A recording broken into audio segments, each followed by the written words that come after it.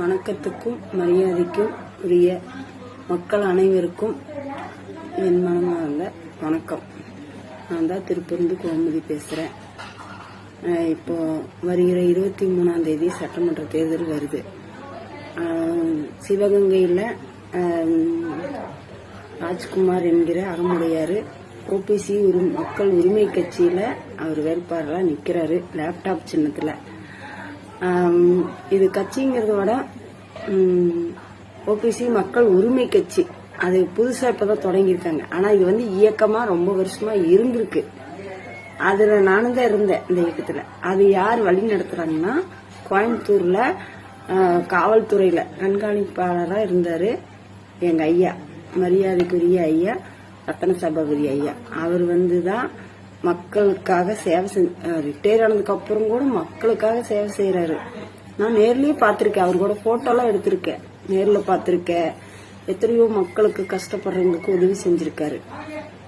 அவரு என்ன சொல்றாருன்னு எங்ககிட்ட எல்லாம், நம்ம இப்ப இயக்கமா இருக்கிறது செஞ்சிட்டு இருக்கிற வேலை கம்மி தான்.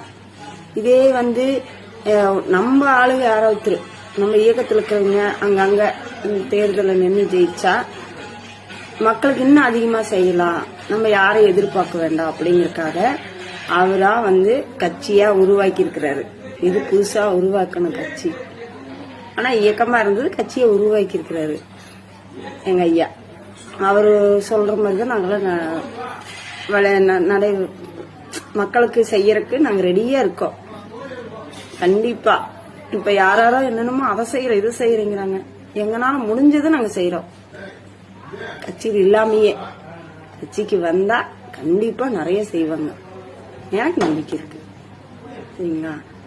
சிவகங்கை தொகுதியில அண்ணன் ராஜ்குமார் அகமுடையார் அவர் லேப்டாப் சின்னத்துல நிக்கிறாரு. எங்க ஐயா நிறுத்தி இருக்கிறாரு. அதனால மக்கள் அனைவரும் அந்த தொகுதியில் இருக்கிறவங்க அத்தனை பேரும் அவருக்கு ஆதரவு கொடுங்க.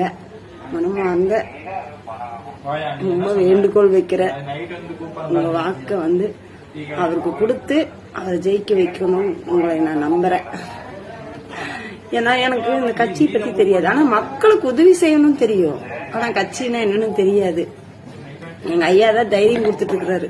இப்ப நான் இது வரைக்கும் அவருக்காக பேசுறதே எங்க ஐயா கொடுத்த தைரியம் தான். மக்களுக்கு செய்யறத பத்தி என்ன கிடக்குது, செய்யணும் மனசு இருந்தா போதும்னு சொல்லியிருக்காரு. சரியா?